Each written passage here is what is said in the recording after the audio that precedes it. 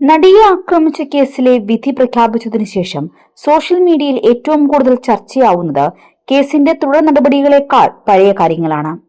വിചാരണ വേളയിൽ പ്രോസിക്യൂഷൻ ഹാജരാക്കിയ ചില തെളിവുകൾ കേസിൽ നിർണായകമായി മാറിയിട്ടുണ്ട്. അത്തരത്തിൽ പ്രോസിക്യൂഷൻ സാക്ഷിയായിരുന്ന ദിലീപിന്റെ സഹോദരൻ അനൂപും അഭിഭാഷകനും തമ്മിലുള്ള സംഭാഷണം ഏറെ കോളിളക്കം സൃഷ്ടിച്ച ഒരു തെളിവായിരുന്നു. അനൂപും അഭിഭാഷകനും തമ്മിലുള്ള സംഭാഷണം ഇങ്ങനെയാണ്: നടിയെ ആക്രമിച്ച കേസിൽ എങ്ങനെ കോടതിക്ക് മുൻപാകെ മൊഴി നൽകണമെന്ന് ദിലീപിന്റെ സഹോദരൻ അനൂപിനെ അഭിഭാഷകൻ പറഞ്ഞു പഠിപ്പിക്കുന്നതിന്റെ ശബ്ദരേഖയാണ് പുറത്തുവന്നത്.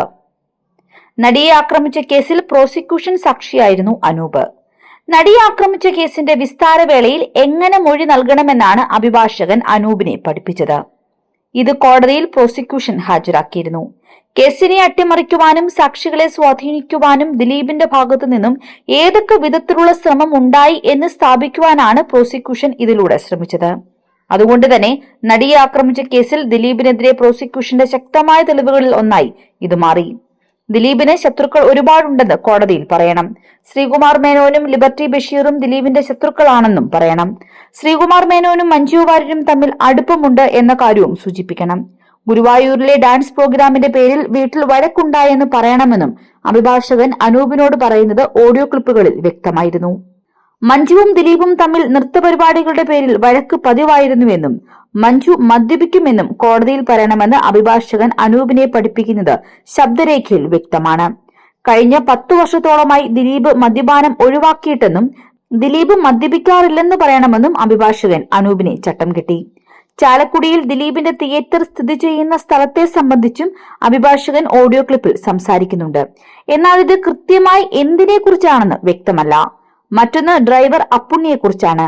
അപ്പുണ്ണി ദിലീപിന്റെ സന്തത സഹചാരിയല്ല എന്ന നിലപാടെടുക്കണമെന്നാണ് അനൂപിനോട് അഭിഭാഷകൻ ആവശ്യപ്പെട്ടത്.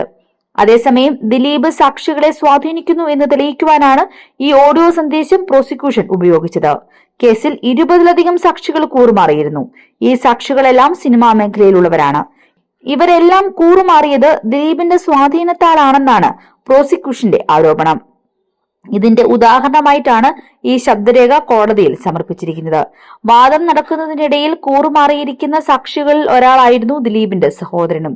ദിലീപിന്റെ സഹോദരൻ കാവ്യ മാധവന്റെ സ്ഥാപനത്തിലെ ജോലിക്കാരൻ, ഡ്രൈവർ ഉൾപ്പെടെയുള്ള നിരവധി ആളുകളാണ് കേസ് വിസ്താരവേളയിൽ ഈ കേസിൽ നിന്നും മൊഴി മാറ്റി കൂറുമാറിയത്. ഈ കൂറുമാറിയവരുടെ ഒന്നും മൊഴികൾ ഒരു തരത്തിലും കേസിനെ ബാധിക്കുന്നില്ല എന്നാണ് പ്രോസിക്യൂഷന്റെ നിലപാടെങ്കിലും വിധി വന്നിരിക്കുന്ന സാഹചര്യത്തിൽ, ദിലീപിനെ വെറുതെ വിട്ടിരിക്കുന്ന സാഹചര്യത്തിൽ സിനിമാ മേഖലയിലുള്ള പലരുടെയും കൂറുമാറ്റം ദിലീപിന് അനുകൂലമായിരിക്കുന്നു എന്ന് തന്നെ വേണം പൊതുവായി വിലയിരുത്തുവാൻ. News desk 24 Malayalam.